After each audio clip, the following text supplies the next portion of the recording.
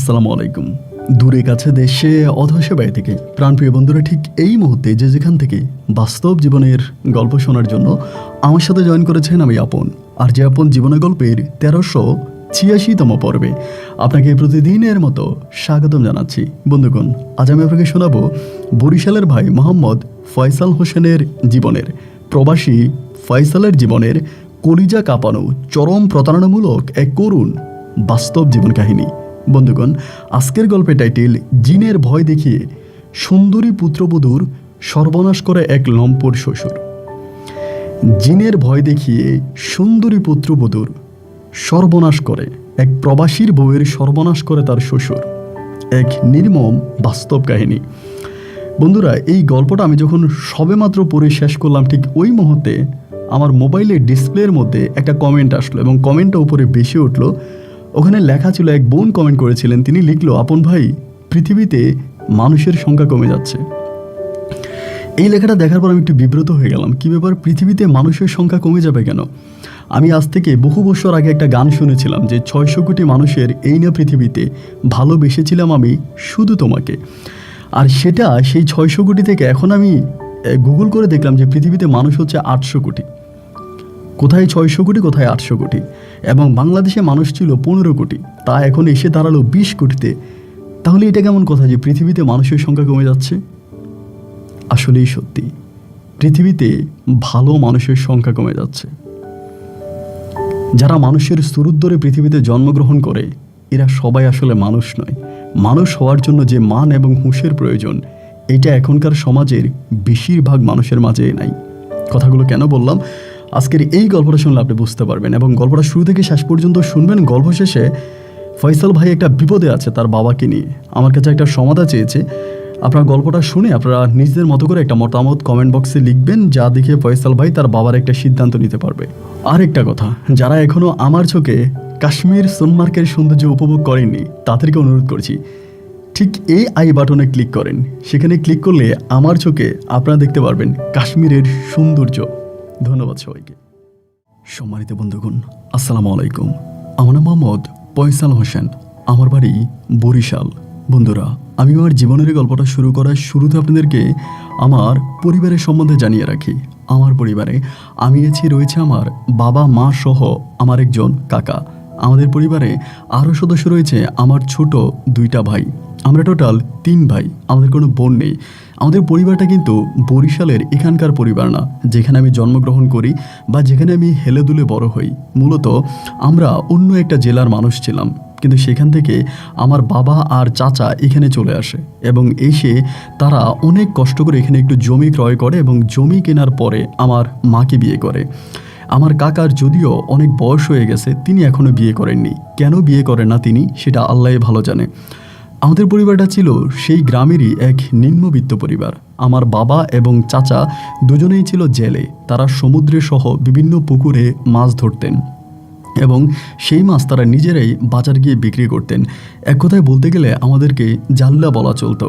ছোটোবেলা থেকে আমি খুবই দেখতে শুনতে সুন্দর ছিলাম, অনেক সুদর্শন চেহারা ছিল আমার।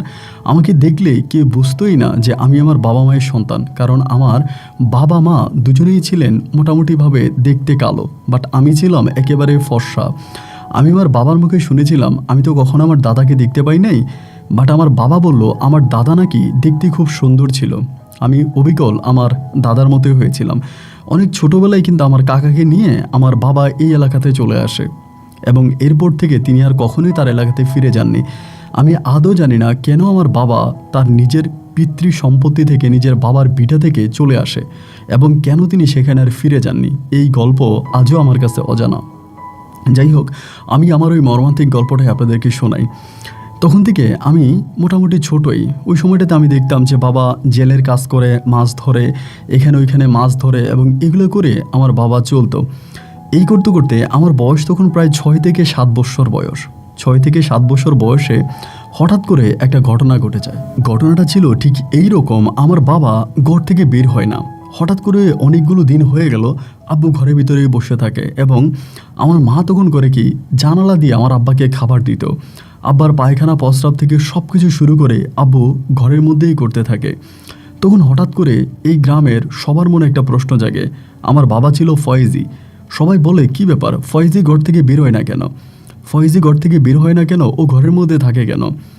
এরকম করে আমার বাবা তখন ঘরবন্দি হয়ে যায়। কেন হঠাৎ করে উনি এরকমটা হয়ে যায়, এইটা ওই সময় তো আমরা কেউই বুঝতে পারি নাই। না আমার পরিবারের কোনো মানুষ, না আমি, না আমার মা অথবা আমার ছোট ভাইয়েরা কিংবা আমার কাকা, কেউই কিন্তু বুঝতে পারে নাই হঠাৎ করে আব্বা কেন ঘরবন্দি হয়ে গেল। আমি যখন ঘর থেকে বাইরে যাইতাম, অনেকে আমাকে জিজ্ঞেস করতো, ফয়সাল তোর বাবার কি হয়েছে, তোর বাবা এরকম ঘরবন্দি হয়ে গেল কেন, ঘর থেকে বের হয় না কেন, সারাক্ষণ কেন ঘরের ভিতরে আটকে থাকে, কি হয়েছে তোর বাবার?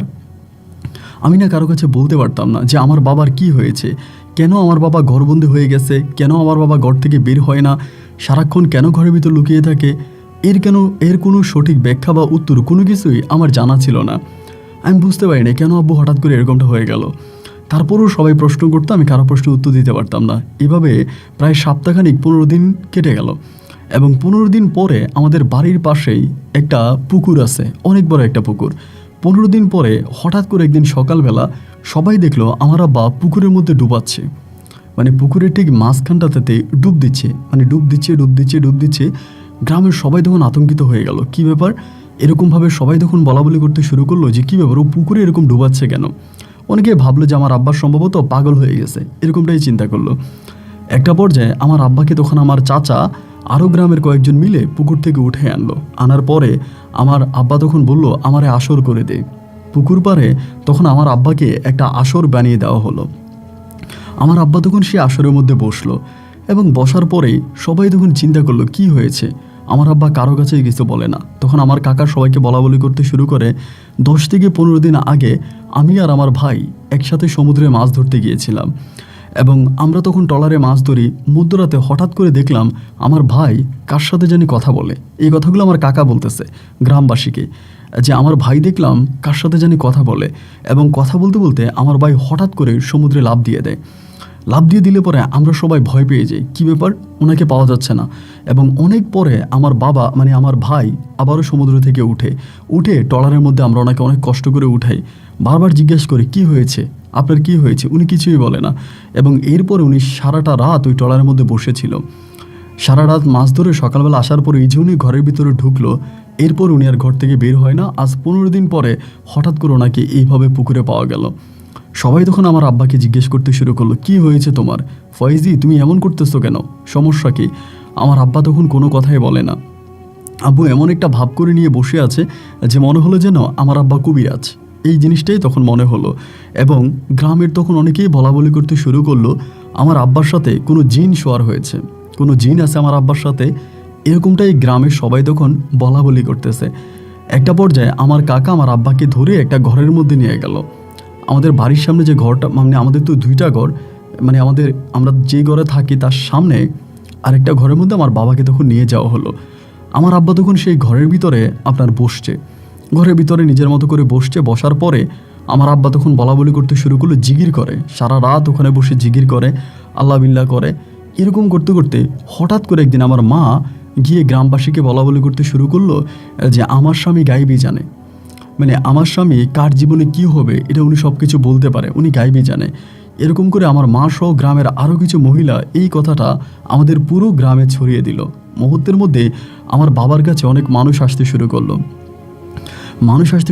মানুষ এসে আমার বাবার কাছ থেকে পানি পড়া, তাবিজ পড়া এগুলো নিতেছে।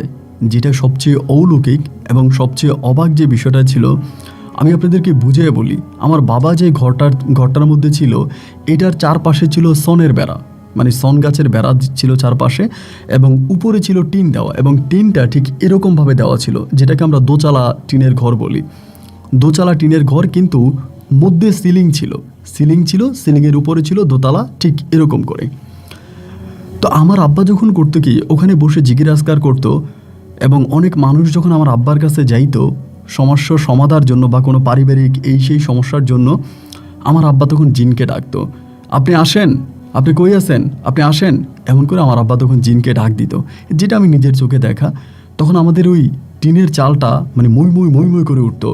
মুহূর্তের মধ্যে একটা বেসুরা কণ্ঠে, অন্যরকম একটা কিছুটা মেয়েদের মতো করে নাকে বাজানো একটা কণ্ঠ টিনের উপর থেকে, আমাদের টিনের উপর থেকেই এই শব্দটা আসতো নিচে, এবং আমার আব্বা বলতো যে মহিলার এই সমস্যা, এর সমাধা কি বলেন, এবং টিনের উপর থেকেই আমার আব্বাকে সমাধা দেওয়া হতো। পুরো গ্রামে ছড়িয়ে পড়েছে আমার আব্বার উপরে জিন শোয়ার হয়, এবং এই জিন উড়ে এসে আমাদের টিনের চালে বসে, এবং টিনের চালে বসে আমার আব্বার সাথে কথোপকথন বলে, এবং যেই মানুষ যেই সমস্যা নিয়ে আমার আব্বার কাছে যাইত, জিন সরাসরি কথা বলে সেই সমস্যার সমাধা দিত। পুরো গ্রামে তখন এটা ছড়িয়ে পড়ে, শুধু আমাদের গ্রামে নয়, আশেপাশের প্রায় 8-10টা গ্রামে এই জিনিসটা ছড়িয়ে পড়ে। সবার মাঝে তখন আতঙ্ক বিরাজ করতে শুরু করে, আরে কি ফয়েজির সাথে জিন শোয়ার হয়ে গেল। ফয়েজি সাগরে মাছ ধরতে গেছে, এবং মাছ ধরতে যাওয়ার পরে সেখান থেকেই ফয়েজির সাথে জিন চলে আসছে, ফয়েজির সাথে জিন আছে। এই ঘটনাটা মানে এই কথাটা পুরো আমাদের গ্রামে ছড়িয়ে পড়ে। সবার মুখে মুখে একটাই কথা, আমার আব্বুর সাথে জিন আছে, এবং আমার আব্বুও দেখতাম একইভাবে সবার সাথে কথাবার্তা বলতো। আপনার একইভাবে যে কোনো মানুষ চাইতো এবং বলতো যে আমার এই সমস্যা, আমাকে সমাধা দিয়ে দেন। আব্বু উপরের দিকে তাকাইতো, বলতো দেন এই মহিলাকে একটা সমাধা দেন, এবং উপর থেকে গাইবীভাবে কোনো একটা কণ্ঠ আমার ওই মহিলার সমাধা করে দিত। এরকম করে করে আমার আব্বা মোটামুটি প্রায় অনেক টাকাই ইনকাম করে ফেলে। কিন্তু আমার বাবার খরচের হারটা ছিল অনেক বড়। যতই টাকা আমার আব্বা ইনকাম করতো, কোনো টাকাই না আমার আব্বা রাখতে পারতো না। টাকা ইনকাম হইতো, আমার আব্বা আবারও খরচ করে ফেলতো, ইনকাম হইতো, আবারও খরচ করে ফেলতো। কোনো টাকায় আমার আব্বা জমাইতে পারতো না, মানে নিজের কাছে কোনো টাকা রাখতে পারতো না। এরকম করে প্রচুর টাকা আমার আব্বা ইনকাম করে সবটাকে আমার আব্বা খরচ করে। আপনি বিশ্বাস করবেন না বললে, আমি ছোট মানুষ ছিলাম ওই মুহূর্তটাতে। আমার ঠিক যতটুকু মনে আছে, আমাদের বাড়িতে মানুষের লাইন লেগে যেত ভাই, সকাল থেকে রাত অবধি পর্যন্ত প্রত্যেকেই বাড়িতে আসতো, এবং সরাসরি এইভাবে জিনেরা কথা বলে এরকম ঘটনা তো আর কোথাও ঘটে নাই। কবিরাজের কাছে গেলে হয়তো কবিরাজের পানি পড়া, তাবিজ পড়া এতটুকুই দিয়ে বিদায় করে দেয়, কিন্তু এইভাবে সরাসরি জিন টিনের চালে বসে একটা ঘটনার সমাধা করে, এইটা তো আসলে খুবই বিরল, বা এটা তো সবার কাছে একটা অলৌকিক ব্যাপার ছিল। যার জন্য দেখা যায় আমাদের বাড়িতে মানুষের ঢেউ লেগে যায়, মানুষ দলে দলে দলে দলে আমাদের বাড়িতে আসতে থাকে, এবং সবার একটাই কথা যে আমার আব্বার কাছে একটা সমাধার জন্য। সব রকম সমস্যার সমাধা আমার আব্বা করতে পারে সরাসরি জিন দ্বারা। এরকম করে প্রায় 1 থেকে 1.5 বছরের মতো কেটে গেল। এর মাঝে আমার আব্বা কিছু জায়গা সম্পত্তিও কিনেছে, গ্রামে কিছু জায়গা সম্পত্তি কিনে, এবং কিছু টাকা সে জমায়ও, যেটা আমি নিজের চোখে দেখলাম। 1 থেকে 1.5 বছর পরে আমার কাকার সাথে আমার আব্বার কি একটা বিষয় নিয়ে জানি দ্বন্দ্ব লেগে যায়। কোন একটা বিষয় নিয়ে আমার আব্বার সাথে আমার কাকার দ্বন্দ্ব লেগে যায়, এবং দ্বন্দ্ব লেগে যাওয়ার পরে হঠাৎ করে আমার আব্বা কবিরাজি বন্ধ করে দেয়। খুব খেয়াল করে শুনবেন, খুবই গুরুত্বপূর্ণ কথা। আমার আব্বা হঠাৎ করে কবিরাজি বন্ধ করে দেয়। আমার মা তখন আমার কাকাকে বুঝায়, আমার আব্বা তখন আমার কাকারে বুঝায়। কাকা মূলত কোথায় জানি বিয়ে করতে চায় না, কি জানি করতে চায়, কী নিয়ে ঝামেলা লাগে ওই সময় কিন্তু আমি জানি না। এবং কী নিয়ে ঝামেলা লাগে এটা শুনলে আপনারা সবাই অবাক হয়ে যাবেন। একটা পর্যায়ে আমার আব্বার কবিরাজি টোটালি বন্ধ। 1 সপ্তাহের মতো মানুষ আসে। আমার আব্বা একটা কথাই বলে যে জিন এখন আসে না, জিন গেছে হজ করতে, হজ শেষ হলে জিন আসবে, এখন আর আমার কাছে জিন আসে না, আপনারা আপাতত কেউ আসবেন না। কিন্তু মানুষ বিদায় করতে পারে না। আমার আব্বার ওই ঘরকে কেন্দ্র করে আমাদের বাড়ির সামনে একটা বিশাল বাজার হয়ে গেছে। ভ্রাম্যমান অনেকগুলো দোকান বসে গেছে, মানুষের সারি সারি লেগে গেছে। সবাই একটাই কথা, আমরা ফয়েজি কবিরাজের কাছে যাব। এবং ফয়েজি কবিরাজ আমাদের বরিশাল বিভাগের, আমাদের গ্রামের এমন এক মানুষ হয়ে যায়, তথা বরিশাল নয়, বাংলাদেশ নয়, বাংলাদেশের বাইরে থেকে পর্যন্ত, পাকিস্তান, ইন্ডিয়া থেকে পর্যন্ত মানুষ আসতো আমার আব্বার কাছে। তো এরকম করতে করতে হঠাৎ করে আব্বু বলতেছে এখন জিন আর আসে না, সে হজে আছে, একটু অপেক্ষা করেন। তার কিছুদিন পরে একদিন হলো কি, আমার আব্বা আম্মা দুজনেই কি নিয়ে জানি খুব ঝগড়া করতেছে। আমি পাশের রুমে, আমার আব্বা আম্মা এক রুমে ঝগড়া করতেছে। আমার কাকা কই জানি চলে গেছে, আব্বুর সাথে রাগ করে কাকা চলে গেছে, কাকা আমাদের বাড়িতেও নাই। আমার আব্বা তখন আমার ডাক দিয়া আমার পাশের রুমে নিয়ে বলতেছে যে বাজান, তুই একটা কাজ করতে পারবি, আব্বু তোরে সারা রাত ট্রেনিং করাবো, তুই সকালবেলা কাজটা করবি। আমি বললাম ঠিক আছে, আমি সারা রাত ট্রেনিং করবো, সকালবেলা কাজ আমি করব। কি কাজ? আমার আম্মা তখন বলে, আমি তোকে ঘরের পিছন দিয়ে, আমাদের যেই ঘরে তোর বাবা বসে কবিরাজি করে, ওই ঘরের পিছন দিয়ে আমি তোরে আমাদের সিলিং, তোর বাবা যে ঘরে কবিরাজি করে ওই ঘরের সিলিংয়ের উপরে উঠাই দিব। এটা ছিল দোতলা, দোচালা ঘর, সিলিং ছিল। ওই সিলিংয়ের মধ্যে আমার আম্মা বলে, আমি তোর পিছন থেকে উঠাই দিব, তুই সিলিংয়ে উঠে যাবি, এবং সিলিংয়ের মধ্যে উঠে তোর আব্বা তোরে যেটা জিজ্ঞেস করবে তুই সেটার উত্তর দিবি। তো আমি তো ছোট মানুষ, আমি বুঝি না। আমি বললাম আম্মা, এটা আপনি কী বলেন, এটা কেমনে হবে? আমার আব্বা বলে আমি তোকে ট্রেনিং করাবো, তুই কীভাবে কথা বলতে হবে। তো আমার আব্বা তখন আমাকে ট্রেনিং করাই দিয়ে শুরু করে। আমার আব্বা বলে তুই এরকম নাকে বাজিয়ে যেমন আমি ভালো আছি এরকম করে খুব ছোট ছোট কণ্ঠে কিছুটা মেয়ে কিছুটা ছেলে মিশ্রিত একটা কণ্ঠে কথা বলবি। তো বাবা তখন আমাকে একইভাবে শিখিয়ে দিচ্ছিল। আমি তখন আব্বুর সাথে কথা বলতেছি, আম্মাও তখন আসে। এমন করে প্রায় সারা রাত তারা আমার এরকম করে পরীক্ষা দেওয়ায়, মানে আমাকে কথাবার্তা বলায়। তো আমিও তখন আমার মতো করে ওখানে চেষ্টা করে প্রায় কথা বলা অনেকটাই শিখে গেছি, যে কীভাবে কথা বলতে হবে, কথা বলার ধরন মোটামুটি অনেকটাই শিখে যাই। এরপরে আমার আব্বা করলো কি, আমার আম্মাকে বলল যে আমাদের ফয়সাল তো এখন ঠিক হয়ে গেছে, ওই দিয়ে কাজ করানো যাবে। হঠাৎ করে আমার আব্বা পুরো এলাকাতে আবারও ছড়িয়ে দিল আব্বুর উপরে আবার জিন আসছে। তবে ওই জিন আসে নাই, জিনের ছেলে, ওই জিন এখন আসতেছে না, সে হজে ঝামেলায় আছে, তার ছেলে আসছে। যেহেতু আমার এখানে এত মানুষ আসতেছে, এতগুলো মানুষকে আমি কিভাবে ফিরাই দিব, এই জন্য তার একটা ছোট ছেলে আছে, ওই ছেলেটা আসে আমার কাছে এবং ওই ছেলেটা এখন সমাধা দিবে। মানুষের সংখ্যা আরও বাড়তে শুরু হলো, এবার মানুষ আরও বেশি যাচ্ছে। আমি কিভাবে বলবো, আমার লজ্জাও লাগে, আবার হাসিও পায়, কষ্টও হয়। আমি সিলিংয়ের উপরে, আমার মা আমাকে পিছন থেকে উঠেই দিত, এখন আমি ওখানে বসে থাকতাম। আমার আব্বা তখন আমাকে জিজ্ঞেস করতো আপনি কি আছেন, আমি বলতাম আসি। আমার আব্বা বলে আমাকে শুনতে পাচ্ছেন, আমি বললাম জি শুনতে পাচ্ছি। আমার আব্বা বলে এই মহিলাটার এই সমস্যার সমাধান দেন। তা আমি তখন আমার মতো করে সমাধান দিতাম, অনেক সময় উল্টাপাল্টা বলে ফেলতাম। আমার আব্বা আবার নিচে বুঝাই বলতো ওই ছোট জিন তো, বয়স কম তো, এজন্য অনেকটা উল্টাপাল্টা বলে ফেলে, আপনারা কিছু মনে করবেন না। তো সামনে বসে থাকা যারা ছিল তারা মনে করতো হ্যাঁ ঠিকই আছে, ছোট জিন তো জিনে, তার বয়স কমের জন্য হয়তো উল্টাপাল্টাও বলে ফেলতে পারে। তো এমন করে অনেকগুলো দিন কেটে গেল, তাও এখানে প্রায় আরও 5-6 মাসের মতো কেটে গেছে। এবার আমার বাবার ব্যবসা আরও জমজমাট, আমার আব্বার ব্যবসার মধ্যে এখন আরও জমজমাট। কারণ হচ্ছে এখন বাচ্চা জিন আসছে, বাচ্চা জিন দ্বারা সমাধা হচ্ছে। মানে কি বলবো, বেশিরভাগে হচ্ছে মানুষরা এটাকে বিশ্বাস করে চলে আসতো। তো এরকম করতে করতে দিনটার কথা আমার মনে নাই, আমি একদিন এরকম ছাদের উপরে বসে বসে, মানে সিলিংয়ের উপরে বসে বসে মানে সমাধা দিচ্ছি, মহিলারা আসতেছে সমাধা দিচ্ছি। এমন সময় হঠাৎ করে থানার কয়েকজন পুলিশ আমাদের বাসায় ঢুকে গেছে। মানে আমি উপর থেকে দেখতেছি ওই যে আপনার সিলিংয়ে যে ফাঁকা আছে, ফাঁকা দিয়ে নিচে দেখতেছি কয়েকটা পুলিশ এসে আমার আব্বাকে ধরছে এবং পুলিশের সাথে আমার কাকাও আছে, আমার কাকাও পুলিশের সাথে আছে। এই সাথে আবার গ্রামের অনেকগুলো গণ্যমান্য দরবারি কারবারি এবং আমাদের এলাকার চেয়ারম্যান মেম্বার তারাও আছে। একটা পর্যায়ে তখন আমার আব্বাকে ডাক দেওয়া হলো, যে মানে আমার আব্বা মানে উপরে আমাকে ডাক দিল, আমার কাকা আমার ডাক দিল ফয়সাল নাইমে আয়, এটা বলতেছে আমার কাকা। তো আমি তো তখন চুপচাপ বসে আছি। আমার আম্মা তখন এসে চিল্লানো মানে চেঁচামেচি করতেছে এবং পুলিশের কয়েকজন লোক আমার আম্মাকে টান দিয়ে সাইডে নিয়ে গেল। তা আমি তখন ভয়ে ওখান থেকে নামতেছি না, নিচে পুলিশ, আমার কাকা, গ্রামের সর্দার, মাতবর, চেয়ারম্যান সবাই এখানে।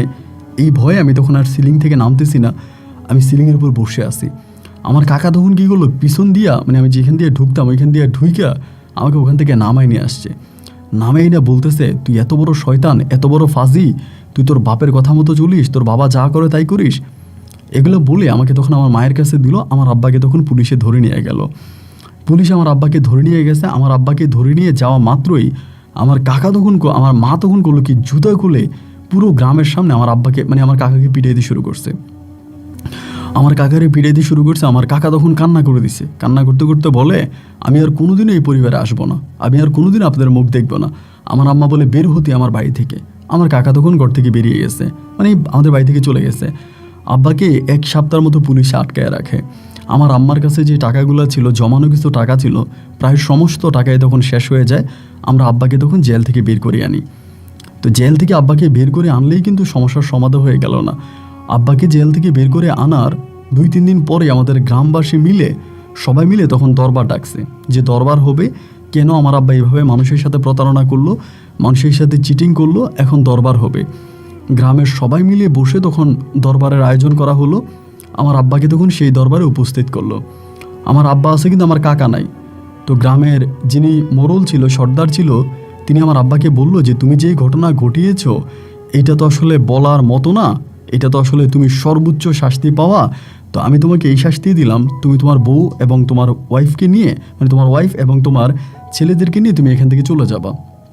এই গ্রামে তুমি আমার কোনোদিনও আসবা না, কারণ তুমি আমাদের গ্রামের কলঙ্ক, আমাদের পুরো গ্রামকে তুমি নষ্ট করেছো, আমাদের পুরো গ্রামেরই একটা খারাপ মানুষ তুমি। সো তুমি আর কোনোদিন আমাদের গ্রামে আসবা না, তুমি আমাদের গ্রাম থেকে বেরিয়ে যাবা। এই কথা বলেই সেই দিন আমার আব্বাকে তখন গ্রাম থেকে বের হয়ে যাওয়ার আলটিমেটাম দিল যে কালকে সকালের মধ্যে তুমি গ্রাম ছেড়ে চলে যাবা। তাই আমার আব্বা তখন বলল, এই গ্রামে তো আমার অনেক জায়গায় সম্পত্তি আমি কিনেছি, যেগুলোর মালিকানা আমি মালিক, আমার জায়গা সম্পত্তির কী হবে? গ্রামের সবাই বলল, তোমার যত জায়গা সম্পত্তি আছে সব বাজেয়াপ্ত, এগুলো সব গ্রামের সহজ সরল মানুষরা ভোগ দখল করবে, তারাই দেখবে তুমি এই গ্রামে আর থাকতে পারবে না। তুমি কালকে সকালের মধ্যে যদি চলে না যাও তাহলে তোমার উপর আমরা গ্রামে সালিশে বসবো এবং এরপরে খুব প্রখরভাবে তোমার উপরে অত্যাচার করব। সারা রাত আমি, বাবা, আমার 2 ভাই সবাই বসে আছি, কি করা যায়? আমার মা তখন বলল, একটা কাজ করেন, চলেন আমরা আমাদের বাড়িতে চলে যাই। তো আমার নানু বাড়ির অবস্থাও কিন্তু খুব বেশি একটা ভালো ছিল না, খুবই খারাপ ছিল। তখন আমাদেরকে নিয়ে আমার আব্বা তখন করলো কি, আমার নানু বাড়িতে চলে গেছে। নানু বাড়িতে চলে যাওয়ার পরে আমার নানু বাড়ির অবস্থা অতটা ভালো না। নানু বাড়িতে যাওয়ার 1 সপ্তাহ পরে আমার মামানির সাথে আমার মায়ের ঝগড়া লেগে গেছে। আমার মায়ের সাথে আমার মামানির প্রচণ্ড রকমের ঝগড়া লেগে গেছে। আমার মামি আমার মাকে মারতে যায়, আমার মা আমার মামিকে মারতে যায়, এবং এই নিয়ে তখন আমার মামা আমার নানা নানি ডিরেক্ট বললো যাতে আমার মা এই বাড়ি থেকে চলে যায়, আমার মাকে এই বাড়িতে রাখবে না। পরে আমার মা করলো কি, আমাদেরকে নিয়ে তখন বরিশাল শহরে চলে গেছে, মানে মেন শহরে গেছে। এবং মেন শহরে গিয়ে আমার মা তখন একটা ফ্যাক্টরিতে চাকরি নিছে। সে সময়টাতে একটা ফ্যাক্টরিতে চাকরি নিছে। ওই ফ্যাক্টরিতে আমার মা তখন চাকরি করছে কিছুদিন। চাকরি করার পরে হঠাৎ করে আমার আম্মার ওখান থেকে চাকরি চলে গেছে। তা আমার আব্বা কিন্তু আমাদের সাথে সাথেই আছে। আব্বা ওই সময় কোনো কাজ কাম করতো না, মানে আব্বু যেখানে বসে থাকতো, একটা ডিপ্রেশন টেনশনের ভিতরে পড়ে যায় যে এমন একটা ঘটনা ঘটে গেল হঠাৎ করে। আব্বা তো এটার জন্য প্রস্তুত ছিল না, এই জন্য আব্বু মানসিকভাবে অনেকটা ভেঙে পড়ে। তখন আমার আম্মা করলো কি, আমার আব্বাকে বললো, একটা কাজ করেন, আপনি কিছু একটা করার চেষ্টা করেন, আপনি কোনো একটা কাজ করেন, আপনি কিছু একটা করলেও তো আমাদের পরিবারটা উঠবে। কিন্তু আমার আব্বা কোনো কিছুই করতো না, ঘরের মধ্যেই বসে থাকতো। একটা পর্যায়ে ফ্যাক্টরি থেকে আমার আম্মা চাকরি চলে যায়, এবং চলে যাওয়ার পরে আমার আম্মা একটা হসপিটালে ক্লিনারের চাকরি নেয়। এটা একটা ক্লিনিকের মতো ছিল আর কি। ওই ক্লিনিকে আমার আম্মা ক্লিনারের কাজ করতো সেখানে। আমার আব্বা তখনও কিছু করতো না, ঘরের মধ্যেই বসে থাকতো। এই করতে করতে আমার আম্মা ক্লিনারে চাকরি করতে করতে সেখানকার একজন মহিলা, উনি নার্স আর কি, অতটা বড় লোক না, মোটামুটি আছে, একজন নার্স মহিলা। ওই মহিলা তখন আমাদের ঘরে আসছে। কি কারণে আসছে আমি জানি না। আইসা আমাদের 3 ভাইকে মহিলা দেখছে। তখন কিন্তু আমাদের পরিবারে প্রচণ্ড অভাব, মানে এতটাই অভাব যে আমাদের খাওয়া দাওয়া হচ্ছে না, আমরা 3 বেলায় খেতে পারি না, এতটা অভাবে আছি। তো ওই রাতের বেলা আমার মা বলল, আমার একেবারে ছোট যে ভাইটা আছে, আমার ওই ছোট ভাইটাকে মহিলা নিয়ে যাবে। আমার ছোটো ভাই তখন হাঁটতে পারে, থাকতে পারে মোটামুটি। তো বলতেছিল আমার ছোটো ভাইটাকে মহিলা পালক নিয়ে যাবে, মহিলা তার নামে আমার ভাইয়ের আইডি কার্ডটা সব কিছু করবে এবং আমার ভাইকে ওই পরিবারে রাখবে, এরকমটাই আমার আম্মা তখন বলতেছিল। তা আমি কান্না করে আমার ভাইরে দিব না, আমার ভাইকে আমি দিব না, আমি কান্নাকাটি করতেছিলাম। এরপরেও পরের দিন সকালবেলা আমার আম্মা তখন ওই মহিলাকে, মানে ওই মহিলার কাছে আমার ছোটো ভাইকে নিয়ে গেছে। তা ছোটো ভাইকে নিয়ে গেছে, প্রায় সপ্তাহখানিকের মতো আমার ছোটো ভাই ওই মহিলার কাছে ছিল। সপ্তাহখানিক পরে একদিন আমার আম্মা কাছ থেকে ফিরে আসার সময় আমার ছোটো ভাইকে সাথে করে নিয়ে আসছে। আনার পরে আমার ছোটো ভাইকে দেখে আমি খুব খুশি হয়েছি যে আমার ভাইকে নিয়ে আসছে। আমার আম্মা আমার ভাইরে বাড়িতে এনে খুব মারতেছে। তাই আমি ওরে বলি, তোরে মারে কা, তুই কী করছিস? তা আমারে বলতেছে আমি ওই মহিলারে কামড় দিছি, আমি ওই ঘরে থাকবো না। পরে মায়ের মাধ্যমে জানতে পারি আমার ছোটো ভাই ওই পরিবারে থাকে নাই, ওই মহিলাকে মারছে, মহিলাকে কামড় দিছে এবং মহিলার উপরে টর্চার করে, মহিলার হাজব্যান্ডের সাথে ঝামেলা করে এখান থেকে আমার ছোটো ভাই শেষ পর্যন্ত চলে আসছে। মানে মহিলার হাজব্যান্ড বলে দিছে আমার ছোটো ভাইকে দিয়ে দেওয়ার জন্য। তো এবার মহিলা আরেকটা বাচ্চা খুঁজতেছে। এমন করতে করতে একদিন হঠাৎ করে আমার মা আমারে বলতেছে যে, ফয়সাল তুই কি মহিলার বাসায় যাবি, মহিলার কাছে যাবি? তখন আমি মোটামুটি বড়, কিন্তু আপনার অনেক বড়ই হয়ে গেছি। পরে আমি বললাম যে, মা আমি মহিলার ঘরে যাব, মহিলাকে আমাকে নিবে? আমার আম্মা বলে, মহিলা একটা ছেলে দরকার, সে নিয়ে যাবে, তুই কি যাবি? আমি বললাম তো ঠিক আছে, তুমি যদি বলো তাহলে আমি যাব, সমস্যা নেই। পরে আমার আম্মা তখন বললো কি, আমার জামা কাপড় নিয়ে আমাকে ওই মহিলার বাড়িতে পাঠিয়ে দিল। তা আমার হিসাব হচ্ছে এটা, আমার খাবারটা যদি বাঁচে, অন্তত আমার খাবারটা বাঁচলেও আমার মা আর আমার ভাইয়েরা খেতে পারবে, মানে আমার খাবারটা অ্যাটলিস্ট বাঁচলে তারা খেতে পারবে। আমাদের পরিবারে তো খুব অবাক, মানে আমরা 3 বেলা 3 মুঠো ভাত খাইতে পারি না, এত অভাব অনটনে তখন দিন কাটতেছে। তো ভাবলাম যে আমার খাবারটাও যদি বেঁচে যায়, আমার আব্বা আম্মা খেয়ে পরে বাঁচতে পারবে। যার কারণে আমি ওই মহিলার কাছে চলে গেছি। মহিলার নাম ছিল মেহেরুন্নেসা ছিল মহিলার নাম। এবং আমি তখন মহিলার পরিবারে গেলাম। যাওয়ার পরে মহিলা আমাকে অনেক আদর করতো, সত্যি কথা বলতে আমাকে খুব আদর করতো। আমাকে ওখানকার একটা স্কুলেও ভর্তি করায়, মানে আমাকে তিনি পড়াশোনা করাবে, বড় করবে, এরকম চিন্তা ভাবনাটাই তার মাঝে। তার বাড়িতে যাওয়ার বৎসর খানিক পরেই হঠাৎ করে তার কাছে সুখবর আসলো যে তিনি বহু বছর পরে প্রেগনেন্ট হয়েছে, তার পেটে বাচ্চা আসছে। তা আমার আব্বা মনে করলো যেহেতু মহিলার পেটে বাচ্চা আসছে, এই মহিলা তো আর আমাকে রাখবে না, আমাকে তো পালক সন্তান হিসেবে নিয়ে গেছে। আমি মহিলাকে মা ডাকতাম, মহিলার বাবাকে মানে মহিলার হাজবেন্ডকে আমি বাবা ডাকতাম, এবং আমি তাদেরকে বাবা মা ডেকেই তাদের পরিবারে থাকতাম। তো তখন আমার আম্মা বলতেছে যে মহিলা তো আর আমাকে রাখবে না, যেহেতু আমি মহিলার পেটে সন্তান আসছে। পরে মহিলা করলো কি, আমার আম্মারে বলতেছিল যে দেখো, হয়তো তোমার ছেলের ভাগ্যেই আল্লাহ আমার ঘরে সন্তান দিছে, নাহলে আমার এত বছর হয়ে গেল আমার ঘরে কোনো সন্তান হয় না, তো হয়তো তোমার ছেলের সৌভাগ্যে আমার ঘরে সন্তান আসছে, আমি তোমার ছেলেকে নিজের ছেলের মতোই বড় করব, আমি তোমার ছেলেকে দিব না। এরপরে আমাকে আর আমার পরিবারে ফিরিয়ে দিল না মহিলা, ফিরিয়ে না দিয়া মহিলা তার সাথে আমাকে রেখে দিল। এরপরে মহিলার কুল জুড়ে একটা ফুটফুটে মেয়ে সন্তান আসলো।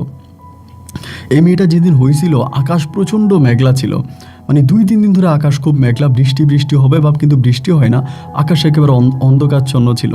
এই মেয়েটা হওয়ার পরপরই মহিলার সিদ্ধান্ত নিল তার মেয়ের নাম রাখবে মেঘলা, এবং মেয়েটাও দেখতে শুনতে খুবই সুন্দরী ছিলেন, মানে অনেক সুন্দর ছিলেন। তখন ইনি একইভাবে তার মেয়ের নাম রাখলেন মেঘলা। এবং মেঘলা দেখতে খুব সুন্দরী হওয়ার কারণে আমি মেঘলাকে কোলে নিতাম, আদর করতাম, এবং সর্বোপরি নিজের বোনের মতো করে আমি মেঘলাকে বড় করি। মানে সারাক্ষণ মেঘলার সমস্ত কিছুর দায়িত্ব আমি পালন করতাম, ছোট ছিল, ওর সব কিছুর দায়িত্ব আমি পালন করতাম। এরকম করতে করতে করতে করতে মেঘলা মোটামুটি বড় হচ্ছে, এবং আমিও তখন ওখানে পড়াশোনা করি।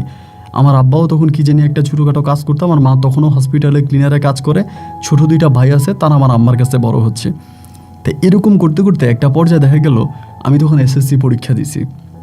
ওইখানেই একটা স্কুল থেকে, বরিশালের একটি স্কুল থেকে এসএসসি পরীক্ষা দিই, এবং এসএসসিতে আমি মোটামুটি খুব ভালো একটা রেজাল্ট করি। এসএসসি রেজাল্ট আমার খুব ভালো হয়, এবং এসএসসি রেজাল্ট ভালো হওয়ার পরে ওই মহিলা মানে মেহেরুন্নেসা, উনি তখন আমাকে কলেজে ভর্তি করায়। তো তার যে ছোট একটা মেয়ে ছিল মেঘলা, তো মেঘলাকেই কিন্তু আমিই পড়াইতাম, মেঘলা আমার কাছে পড়তো, আমার সাথেই বেশিরভাগ সময় থাকতো।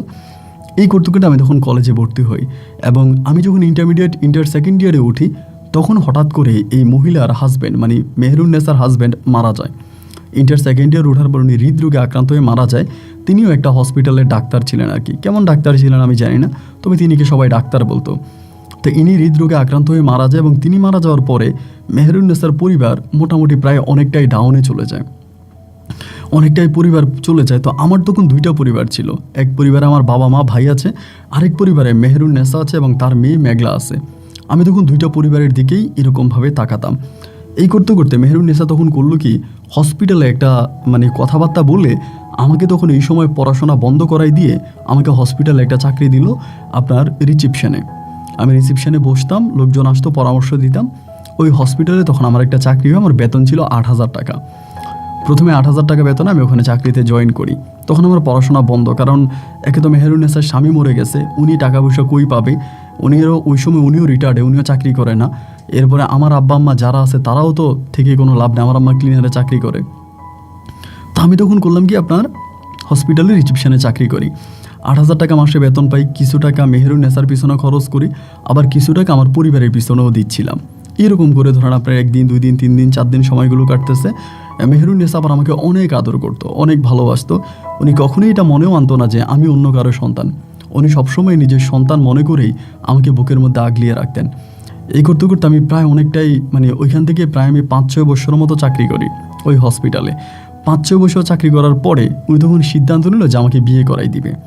মানে মেহেরুন্নেসা বলতেছে ওনারা বয়স হয়েছে, আমাকে বিয়ে করাই দিবে, মানে আমাকে বিয়ে করাই দিয়ে এরপরে মেঘলাকে উনি বিয়ে দিয়ে দিবে, এরকম একটা চিন্তা ভাবনা করলো। আমার আব্বুর সাথে আলোচনা করো, তারাও বললো যে ফয়সাল তো আপনারই ছেলে, এখন আপনি যেটা ভালো মনে করেন, যেভাবে ভালো মনে করেন আপনি সেভাবেই করেন, আমাদের কোনো অভিযোগ নেই, আমাদের কোনো কিছুই নেই, আপনার সন্তান, আপনি যেমনি পারেন যেভাবে পারেন আপনি সেভাবেই করেন। তখন উনি সিদ্ধান্ত নিল যে আমাকে তিনি বিয়ে করাবে। তো মেয়ে খুঁজতেছে, তখন আমার বেতন আবার ভাসছে, আমার বেতন তখন 15,000 টাকার মতো হয়েছে, 15,000 টাকা বেতন পাইতাম, ওখানে চাকরি বাকরি করতাম, সব কিছুই ভালো আছে। তখন উনি সিদ্ধান্ত নিল যে আমাকে বিয়ে করাবে, এদিক সেদিক মেয়ে খোঁজাখুঁজি করতেছে। এমন করে মেয়ে খুঁজতে খুঁজতে মোটামুটি একটা ভালো মেয়ের সন্ধান উনি পায়, মেয়েটার নাম হচ্ছে পাপিয়া আক্তার। মেয়েটাও দেখতে সুন্দর আছে, আমার সব কিছু ঠিক হয়েছে। মেয়েটা মাদ্রাসায় পড়াশোনা করতো, মাদ্রাসায় পড়তো, আমার আম্মারও পছন্দ হয়েছে, আমার 2 মায়েরই পছন্দ হয়েছে। পরে আমার আব্বা আম্মা, আমার ভাইয়েরা, আমার মা এবং মেঘলা সবাই মিলে ওই পাপিয়ারে তখন বউ বানায়া আমার ঘরে নিয়ে আসে। ঘরে বলতে সেই ঘরে মানে মেহেরুন্নেসার ঘরে, আমার ওই পালক মায়ের ঘরে যেখানে আমি থাকি আর কি, আমি ওইখানেই থাকি। হয়তো মাসে একবার কি দুইবার আমার ওই বাবা মাকে দেখতে যাই, আর তা না হলে আমি এই পরিবারে থাকি, ওনার উপরেই আমি থাকি। এবং আপনি এটাও শুনলে অবাক হয়ে যাবেন, আমার যে আইডি কার্ড হয়, ডকুমেন্ট হয়, সব কিছু কিন্তু মেহেরুন্নেসার নামের উপরেই হয়। মেহেরুন্নেসার নামের উপরে হয়, ওনার হাজব্যান্ডের নামের উপরেই কিন্তু আমার সমস্ত ডকুমেন্টগুলো হয়, কাগজপত্র যা যা আছে সব কিছু। যাই হোক, এরকম করে ওই পরিবারে আমি তখন বড় হচ্ছিলাম, মানে বিয়ে শাদী করলাম। করার পরে ওই পাপি আমার বউ তখন এই পরিবারে থাকতো। পরে আমি যে রিসেপশনে চাকরি করতাম ওখানে আমি তখন পাপিয়ারেও চাকরি দিই, মানে আমার ওয়াইফকেও চাকরি দিই। তো আমরা হাজব্যান্ড ওয়াইফ দুজনে চাকরি করতাম, ভালো টাকায় বেতন পাইতাম। এরকম করে তখন আমি 2টা পরিবার চালাইতাম। তো এরই মাঝে তখন এই পাপিয়ার ভিতরে একটা অহংকার চলে আসে। মানে কেন এটা ওর ভিতরে আসে আমি বুঝি না। হঠাৎ করে বলা বলি করে যে তুমি টাকা পয়সা ইনকাম করো, তোমার বাপ মায়েরে দিবা, তুমি মেহেরুন্নেসারে দাও কেন?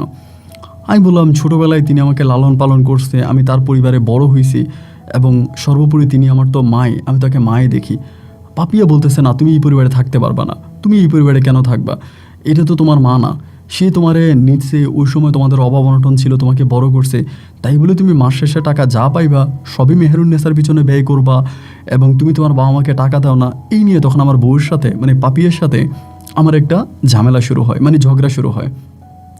আমি পাপিয়াকে বোঝাচ্ছিলাম যে তুমি এরকমটা করো না, তুমি শান্ত হও, এইটা আমাদের পারিবারিক বিষয়, আমরা এটা নিজেরা হ্যান্ডেল করব, একটু বোঝা ট্রাই করো।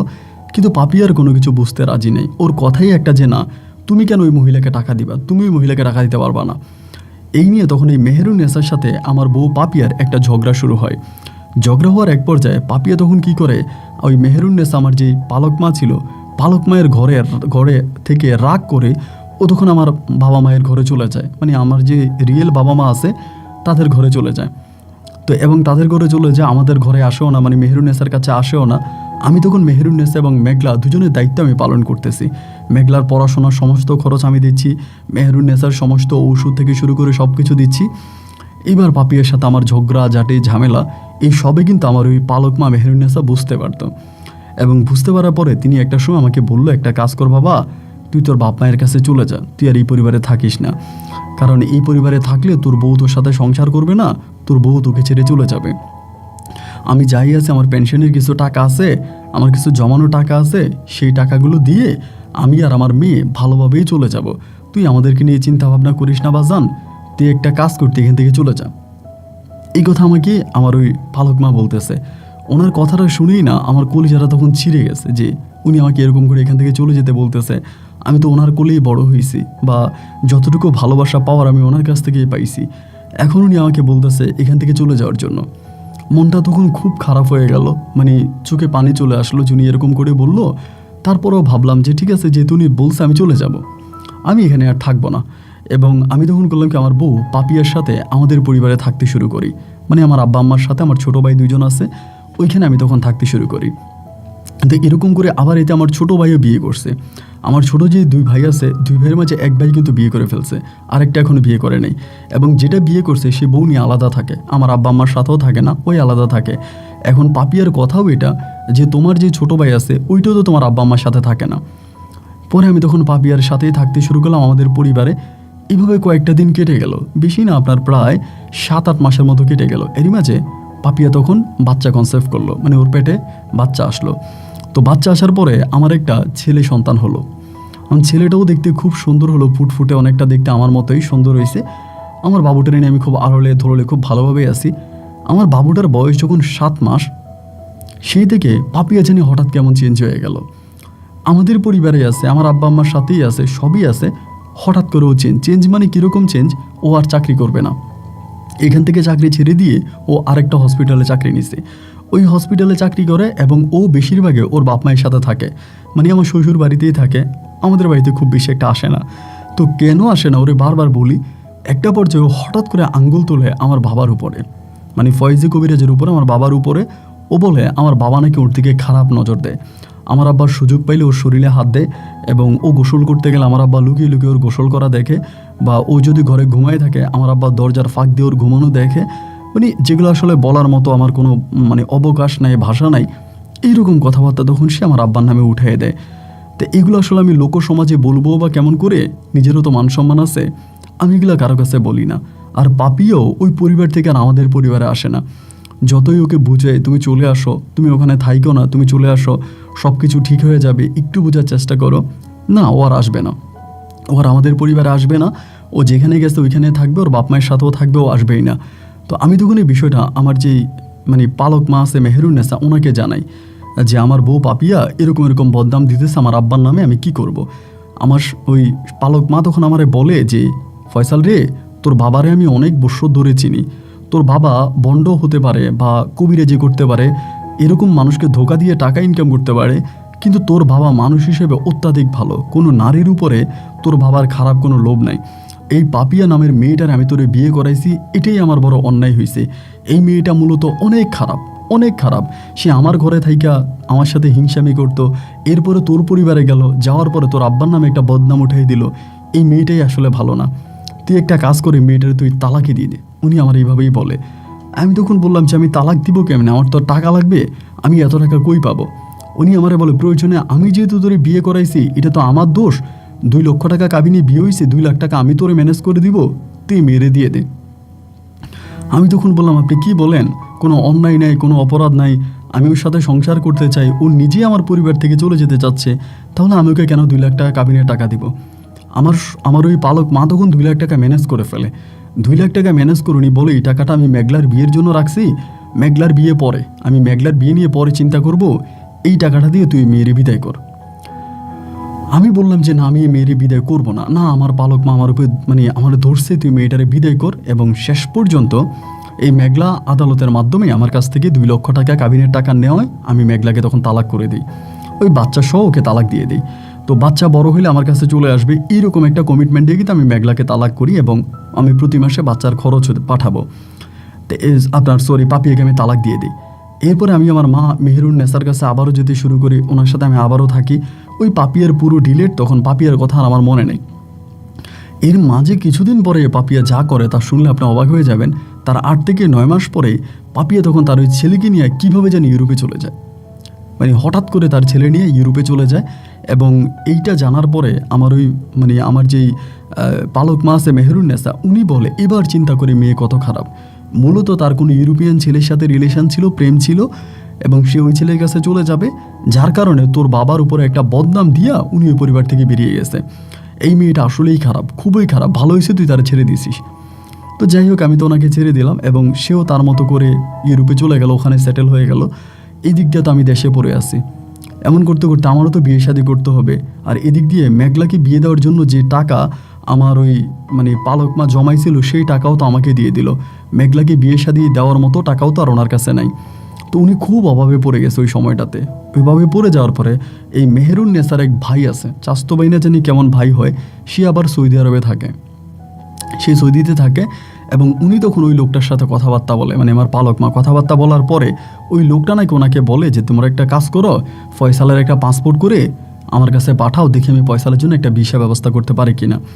তো আমার ওই পালক মা বলে যে দেখো, ফয়সালে কিন্তু টাকা পয়সা নাই, ওর কিন্তু কোনো টাকা নাই, পয়সা নাই, কোনো কিছুই নেই, ওর যদি নিতে হয় একেবারে এমনিই নিতে হবে। আমি হয়তো বড় জোরে রিং টিন করে ওর কাবিনে ওর টাকাটা ফ্লাইটের টাকাটা আমি হয়তো ম্যানেজ করে দিতে পারবো, কিন্তু ওই কিন্তু কোনো টাকা দিতে পারবে না, ওর কাছে কিন্তু কোনো টাকা নাই। তুমি যদি ওর বিদেশে নিয়ে যাও তাহলে পুরো ফ্রিতে নিতে হবে। তো ওনার ওই চাচাতো ভাইও নাকি বলছে যে আচ্ছা ঠিক আছে, সমস্যা নাই, আমি এরকম ভিসা পাইলেই কিন্তু ওরে আমি আনবো। এরপরে আমি পাসপোর্ট বানাইলাম, আমার বেতনের টাকা থেকে পাসপোর্ট বানাইছি। পাসপোর্ট বানানোর পরে পাসপোর্ট জমা দিছি। জমা দেওয়ার কিছুদিন পরেই আমার ভিসার আলহামদুলিল্লাহ সুরাহার হয়েছে। তো ভিসা তো আর এমনি এমনি হয় নাই, তারপরেও আমার ওই মায়ের একেবারে শেষ জমানো, তারপর উনি 30-40 হাজার টাকার মতো আমাকে দেয়। আমার ওই পালক মা 30-40 হাজার টাকার মতো আমাকে ম্যানেজ করে দেয় যে এই টাকাটা অ্যাটলিস্ট তুই নিয়ে যা, এই টাকাটা তুই নিয়ে যা, এবং এই টাকাটা নিয়ে তুই একটা ব্যবস্থা কর। তো মেঘলার তো আর বিয়ে হচ্ছে না। পরে আমি ওখানে ভিসার লাইন দিলাম, প্রথমবারে আমার ভিসাটা মাইর খায়। প্রথমবার আমি টাকা টুকা জমা দিই, সব জমা দিয়ে আমার ভিসাটা হয় না, টাকাটা মাইর খায়। টাকাটা মাইর খাওয়ার পরে ওই লোকটার নাম ছিল লোকমান। তো তিনি তখন বলে যে আমার ওই পালক মাকে বলে যে আপনি টেনশন করবেন না, আমি এরপর ওর ভিসা ঠিকই লাগাবো। আমি ওর পাসপোর্ট আরেক জায়গায় নতুন করে জমা দিই। এদিক দিয়ে ধরেন একটা সময় লেগে যাচ্ছে, অনেক বড় একটা সময়। এনিওয়েজ আমার মা বলতেছে, আমার যে আপন মা, উনি বলতেছে যে ফয়সাল তুই বিয়ে করে যা, বিয়ে করে বিদেশ গেলে টাকা পয়সা জমাইতে পারবে, টাকা পয়সা ঠিক থাকবে, নাহলে টাকা পয়সা নষ্ট হয়ে যাবে। এনিওয়েজে আমি আপনাকে কীভাবে বলবো, বলতেও আমার লজ্জা লাগে। এবং আমার মা একদিন আমাকে ডিরেক্টলি বলতেছে যে একটা কাজ কর, তুই মেঘলারই বিয়ে করে ফেল। তো মেঘলাকে তো আমি সবসময় আমার ছোটো বোনের মতোই দেখছি। ছোটোবেলায় আমি ওরা হাফ প্যান্ট পরাইছি, গোসল করাইছি, নিজে কোলে নিয়ে হাঁটছি, মানে আমি তো ওরে কখনোই ওই নজরে দেখি নাই, কোনো দিনও দেখি নাই। আমি আমার মারে বললাম যে মা, এটা তুমি কেমন কথা বললা, কোন বিভাগে বললা? এই কথা যদি কোনো দিন আমার ওই পালক মা শুনতে পারে, মেহেরুন্নেসা শুনতে পারে, উনি তো হার্ট অ্যাটাক করে মরে যাবে। এত বড় কথা উনি এটা সহ্য করতে পারবে? তুমি ওনার মেয়েরা আমার বিয়ে করতে বলতেছো? আমার আম্মা তখন একটা মুচকি হাসি দিয়ে আমার বলে, ফয়সাল রে, এটা আমার কথা না, এটা তোর পালক মায়ের কথা। আমি বললাম, মানি এটা তুমি কি কথা বললা? আমার পালক মাই কথা বলছে? আমার মা তখন বলে, হ্যাঁ, উনি আমাকে প্রস্তাবটা দিছে তোরে বলার জন্য।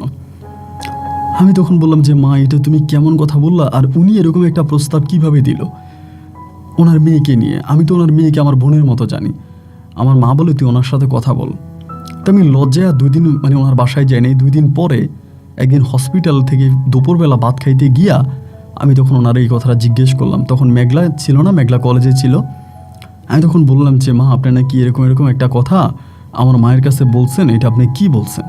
উনি বলে, ওইটা তো তোমার মাও না, তুমি তো শুধু তোমার মায়ের সন্তান না, তুমি আমারও তো সন্তান। তা কী হয়েছে বাজান, তুমি কি এই কথায় রাগ করছো? আমি বললাম, না, রাগ অভিমানের কথা না, কিন্তু আপনি তো জানেন যে মেঘলা আমার কাছে আমার বোনের মতো। আমি ওকে আমার বোনের নজরে দেখি, কোনোদিনও ওর প্রতি আমার এই ধরনের কোনো নেশা বা খারাপ মানে কিছুই আসে না। আপনি কিভাবে বলতেছেন যে আমি মেঘলাকে বিয়ে করার জন্য? আমার এই পালক মা তখন আমার বলে, বাবারে, আমি সব কিছুই বুঝি। মেঘলার বাবা মারা গেছে আজকে বহু বৎসর।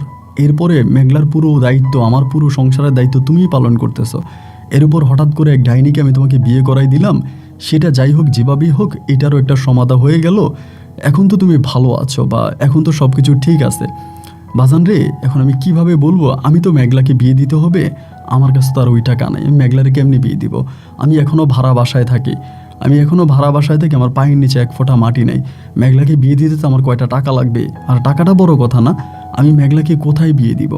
আমার বয়স হয়েছে, যে কোনো সময় আমিও মারা যেতে পারি। আমার শরীরটা আর আগের মতো চলে না রে বাজান। আমার হাত পাগুলো সব ভাঙে আসতেছে। আমার কাছে মনে হয় রাত্রে শুইলে আমি মনে হয় সকালে উঠতে পারবো না, এমন একটা অবস্থার মধ্যে আমি আছি। তা আমি যদি মরে যাই, আমার মেয়েটার কি হবে বলো? আমার মেয়েটার কি হবে? আমার মেয়েটাকে আমি কার হাতে তুলে দিয়ে যাব? তোমাকে আমি ছোটোবেলা থেকে বড় করছি, তোমার সম্বন্ধে আমি জানি, শুনি, বুঝি তুমি মানুষ হিসাবে অত্যাধিক ভালো, যার জন্য আমি আমার কন্যাকে তোমার হাতে তুলে দিয়ে নিশ্চিত নীরবে চোখ বন্ধ করে মাটির দেশে ঘুমাতে চাই। আমি বললাম, মা, এটা আপনি কেমনে বলতেছেন? এটা মেঘলা যদি শোনে, তো মেঘলা তো আপনাকে আস্ত রাখবে না। উনি বলে, আমি মেঘলারে বলছি। আমি কিছুই জানি না, ওরা ভিতরে ভিতরে সব মানে ফিটিং করে ফেলছে। আমি বললাম, আপনি মেঘলারে বলছেন? মেঘলারে কি বলছেন? বলে, আমি মেঘলারে পুরো বিষয়টাই বলছি যে আমি তোমারে এমনি পয়সার কাছে বিয়ে দিব, সব কিছু আমি মেঘলাকে বলছি। তাই আমি বললাম, আপনি যে মেঘলারে বললেন, মেঘলা কি বললো? উনি বলে, মেঘলা কি বলবে? মেঘলাকে আমি যেমন করে বলছি, মেঘলা আমার প্রস্তাবে রাজি আছে। মেঘলা বলছে যে তার কোনো অভিযোগ নেই, আমি যেখানে ভালো মনে করি সেখানেই যেন তাকে বিয়ে দিই। পরে আমি বললাম, আচ্ছা ঠিক আছে। এরপর আমি একটু মেঘলার সাথে কথাবার্তা বলি, কারণ ওরও তো আমি কোনোদিন ওই নজরে দেখি নাই। সবসময় আমি একটা জিনিসে ভাবি যে মেঘলা ছিল আমার বোন, আমার নিজের কোনো বোন নাই, ও আমার বোন। কিন্তু এরপর আমি ওর সাথে কথাবার্তা বলি, ওর সাথে একদিন সরাসরি বলি যে মেঘলা, তোমার মা তো এরকম এরকম সিদ্ধান্ত নিয়েছে, এটা তুমি জানো কি না? ও বলে, হ্যাঁ জানি। তাই আমি বললাম, তুমি কিছু বললা না? বলি, কি বলবো, আমার আম্মা এটা সিদ্ধান্ত নিয়েছে, আমার তো কিছু বলার নাই। আমি বললাম, তো আমি না তোমাকে বোনটা কি, আমি না তোমার ভাই? পরে বলতেছে, আপনার সাথে তো আমার ব্লাডের কোনো সম্পর্ক নেই, হুজুরদের মতে, ধর্মীয় মতে আপনি আমাকে বিয়ে করতে পারেন, সো আপনার সাথে আমার রক্তের কোনো সম্পর্ক নেই। আমি বললাম, তোমার মাকে আমি ছোটোবেলা থেকে মা ডেকে আসছি, তোমাকে আমি বোন ডেকে আসছি। আমাকে বলে, এটা আপনার ইচ্ছা, আপনি বিয়ে করবেন কি করবেন না, তবে আমার কোনো অভিযোগ নেই আমার দিক থেকে। আপনি করলেও আমি রাজি আছি, আর না করলে তো কিছু করার নাই। এরপর আমি চিন্তা করলাম যে এখন কি করা যায়। এদিক দিয়ে আমার ভিসারও, আমার যেখানে নতুন করে পাসপোর্ট জমা দিছি ওইখানে আবার ভিসা লাগার সময় হয়ে গেছে, ভিসা অলরেডি লেগে গেছে, ওইখানে আবার চলে যেতে হবে। এদিক দিয়ে আমার পালক মা বলতেছে ওনার শরীরের কন্ডিশন ভালো না, উনি যে কোনো সময় মারা যেতে পারে। এখন এই অবস্থার ভিতরে আমি যদি এরকম একটা ঘটনা করে ফেলি, মানে কী হবে না হবে কিছু বুঝতে পারতেছি না। আমার মা, আমি সবার সাথে আলোচনা করি, বাইরের কিছু লোক আছে আমার বন্ধু বান্ধব, এদের সাথে আলোচনা করি, এদেরকে বলি যে এই ঘটনা আমি এখন কি করব। সবাই আমাকে সিদ্ধান্ত নিল যে না, তুই বিয়েটা করিয়ে ফেল, কারণ মেঘলা মেয়েটা ভালো, মেয়ের মা তোকে ছোটোবেলায় লালন পালন করে বড় করছে, ধর্মীয় মতে তুই তাকে বিয়ে করতে পারিস, এটাতে কোনো সমস্যা নেই, তুই বিয়ে কর। সবাই তখন মোটামুটি আমাকে ধরে বসছে বিয়ে করার জন্য। একটা পর্যায়ে তখন নিজেই সিদ্ধান্ত নিলাম যে ঠিক আছে, যেহেতু সবাই এরকম করেই বলতেছে, তাহলে মানে ভাগ্যে যা আছে তাই হবে, ঠিক আছে আমি তাহলে বিয়েটা করি। পরে আমি রাজি হলাম মেঘলাকে বিয়ে করার জন্য। এবার পারিবারিকভাবে ছোটোখাটো করে, যেহেতু মেঘলাও আমার ঘরের মানুষই, ওভাবে ছোটোখাটো করে অনুষ্ঠান করে তখন এই মেঘলার সাথে আমার বিয়ে হলো। এবং মেহেরুন্নেসার যে ঘরে আমি বড় হই ছোটোবেলায়, সেই ঘরেই মেঘলার সাথে আমার বাসরও হয়। মেঘলার বয়সটা কম ছিল, বাট অনেক সুন্দর ছিল। তো মেঘলাকে বিয়ে করার কয়েক মাস পরেই তখন আমার ভিসা প্রসেসিং কমপ্লিট হয়ে যায়। আমি তখন টিকিট কাটি এবং টিকিট কেটে আমি তখন সৌদি আরবে চলে যাই। তো মেঘলা এবং মেঘলার মা দুজনকে আমি আমার পরিবারে, মানে যেহেতু আমি চলে যাব, ওনাদের তো আর ঘর ভাড়া রেখে লাভ নাই, আমি তখন মেঘলাকে এবং মেঘলার মাকে আমার বাবা মায়ের কাছে দিয়ে গেলাম। তখন আমার পরিবারে যারা ছিল, আমার বাবা ছিল, মা ছিল, ছিল আমার মানে আমার ছোটো যে ভাইটা আছে ও বিয়ে করে শ্বশুরবাড়িতে ঘর জামাই, আমার আরেকটা ভাই আছে ও আবার বিয়ে করে ওর বউ নিয়ে থাকে। এই পরিবারে তখন আমি মেঘলাকে আর মেঘলার মাকে দিয়ে চলে গেছি। আমি সৌদিতে যাওয়ার 7 মাসের মাথায়, 6 থেকে 7 মাসের মাথায় আমার শাশুড়ি মেহেরুন্নেসা মারা যায়। ওনার শরীর অনেক মোটা হয়ে গেছিলো, শরীর নাড়াচাড়া করতে পারে না, স্বাস্থ্য অনেক বেড়ে গেছে। আগে থেকে ওনার একটা সমস্যা ছিল, রোগ ছিল। তো শেষ পর্যন্ত উনি 6 থেকে 7 মাসের মাথায় মারা যায়। তো উনি মারা যাওয়ার পর আমি মানসিকভাবে অনেকটা ভেঙে পড়ি যে উনি মারা গেল, ওনার শরীরের কন্ডিশন ভালো না, উনি মারা গেছে। এবং উনি মারা যাওয়ার আস্তে আস্তে করে সময়গুলো কাটতেছে। এইভাবে সময়গুলো কাটতে কাটতে আমার মানে উনি মারা যাওয়ার কিছুদিন পরে হঠাৎ করে আমার মা প্যারালাইজড হয়ে যায়, মানে আমার মায়ের প্যারালাইসিস হয়ে যায়। মানে কীভাবে এই গজবটা আমার উপরে মুহূর্তের মধ্যে চলে আসলো আমি আসলে বুঝতে পারলাম না। যে অল্প সময়ের ভিতরে আমার শাশুড়ি মারা যাওয়ার কিছুদিন পরে আমার মা তখন প্যারালাইজড হয়ে যায়, মানে একদম পুরো মানে ইয়ের ভিতরে চেয়ারের মধ্যে শুয়ে যায়, হাত পা নাড়াইতে পারে না। আমার মায়ের অবস্থা তখন খুব খারাপ, ধরেন মায়ের পসরা পায়খানা থেকে সব কিছু তখন আমার বউ মেঘলাই সব কিছু করে। আমার মা প্যারালাইজড, মানে পুরোই প্যারালাইজড, কথাও বলতে পারে না, কোনো দিকে তাকাইতেও পারে না, যেদিকে তাকায় আছে ওইদিকে তাকায় থাকে। আমি ধরেন যা টাকা পয়সা কামাইতে আসি, আমি গিয়ে কিন্তু মোটামুটি একটা হসপিটালে চাকরি পাই, ভালো টাকাই কিন্তু আমি ইনকাম করতাম। এখন যা ইনকাম করতাম এই সবই আমার মায়ের পিছনে চলে যেত, মানে কোনো টাকা পয়সা আমার মানে থাকতো না, আমি কোনো টাকা পয়সা নিজের কাছে রাখতে পারতাম না। ইনকাম যা হইতো সবই মায়ের এই অবস্থা, মায়ের পিছনে ব্যয় হয়ে যেত। এমন করে করে প্রায় 2 থেকে 2.5 বছরের মতো কেটে গেল। আমি তো আর দেশে আসতে পারি না, কারণ দেশে আসলে আমার মায়ের চিকিৎসার কী হবে, আমার মায়ের অবস্থা তো ভালো না। মা ওই যে হুইল চেয়ারে বসে আছে, হুইল চেয়ারের মধ্যে আমার মা বসা, আমার মা আর হুইল চেয়ার থেকে উঠতে পারে না, ওইটার মধ্যে আমার বসে আছে। এখন সবাই বলতেছে আমি যদি চলে যাই তাহলে আমার মায়ের চিকিৎসা বন্ধ হয়ে যাবে, প্রতি মাসে আমার মার টাকা লাগতেছে। এইভাবে একটানা 4 বছরের মতো আমি তখন সৌদির মাটিতে থাকি। ওই সৌদির মাটিতে থাকি আর আমার বউ মেঘলা ঘরের মধ্যে থাকে। তো কী করবো, মানে একে মানে সবাই বলে আমার বউ চলে যাবে, আমার বউ থাকবে না, এরকম ঘটনা হইলে তখন আমার ছোটো ভাইয়ের বউ আছে, সেও মায়ের দেখাশোনা করে, আমার বউও দেখাশোনা করে, আমার ভাইও দেখাশোনা করে।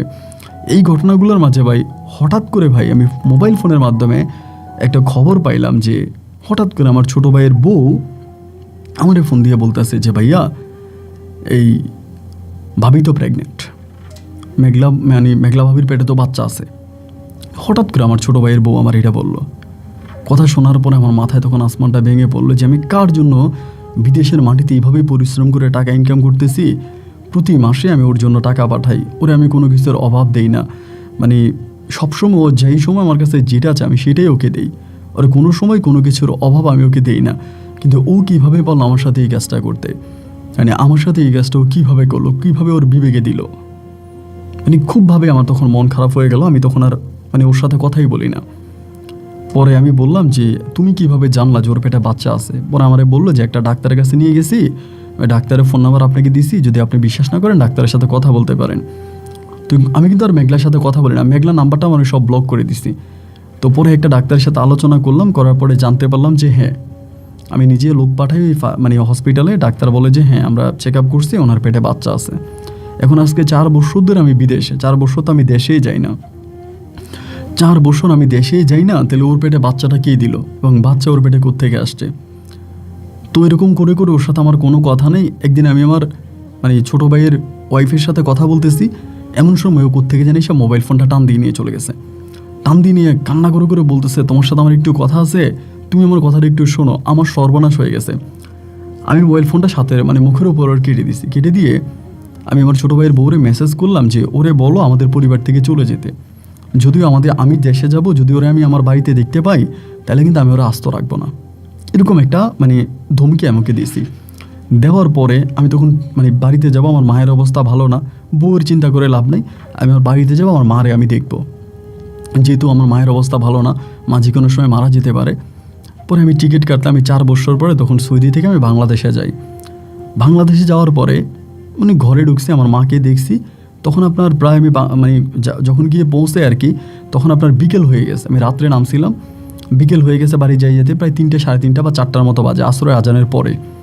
তো মারে দেখে আসলাম, মারে আদর টাদর কইরা পরে ঘরে আসছি। আসার পরে আমার বউ এসে আমার পা চেপে ধরছে, ধরে চিৎকার করে কান্না করতেছে, চিৎকার করে কান্না করতেছে। আমি তখন বুঝছি যে ওর পেটে অবৈধ সন্তান। আমি তখন ওর একটা লাথি মারি, ওই জায়গার মধ্যে একটা লাথি মারি। লাথি মারলো, তখন চিত হয়ে পড়ে যায়। চিত হয়ে পড়ে গেলে পরে আমার ভাই আসে, আমার ছোটো ভাইয়ের বউ আসে, ওরা এসে আমার ধরে। আমি বললাম, ওরা আমার ঘর থেকে বেরিয়ে যেতে বলেন, ও যদি আমার ঘর থেকে বের না হয় তোরা মার্ডার করে ফেলবো, আমি কিন্তু ওকে মেরে ফেলবো, ওরে মেরে কিন্তু আমি জেল খাটবো, আমি তো সারা জীবন জেলের ঘানি টানবো। ওরে বলেন আমার সামনের দিকে চলে যেতে, আমার ঘর থেকে বেরিয়ে যাওয়ার জন্য। আমার ছোটো ভাইয়ের বউ, আমার ছোটো ভাই বলে, ভাই আপনি শান্ত হন, আপনি ঠিক হন। তো এরপরে আমি তখন ওরে বিদায় করে, মানে ওরা তখন বললো যে ভাবি আপনি চলে যান। ও তখন চলে গেছে। চলে যাওয়ার পর আমি তখন সিদ্ধান্ত নিলাম যে ওকে আমি তালাক দিয়ে দিব। এখন তালাক দিয়ে দিব, ওর সাথে আমি থাকবো না। ও কই চলে গেছে এটাও কিন্তু আমি জানি না, কিন্তু ওর পেটে তখনও বাচ্চা আছে। একটা মানুষকে দেখলেই তো বোঝা যায় যে ওর পেটে বাচ্চা আছে, পেটটা এত বড় হয়ে আছে, পেটের ভিতরে বাবু আছে, এটা দেখলেই বোঝা যায়। তো আমি তখন ভাবলাম যে যেহেতু চলে গেছে, ও চলে যাক। আমি তখন আমার মতো করে মায়ের সেবা যত্ন করতেছি, মায়ের সাথে আছি। এরকম করতে করতে মানে কয়েকটা দিন পরে, কিছুদিন পরে আমি চিন্তা করেন, আমার মা আজকে 4 বছর ধরে প্যারালাইজড, মানে কোনো কথা বলে না, কোনো দিকে তাকায় না, মানে খুব ভালো।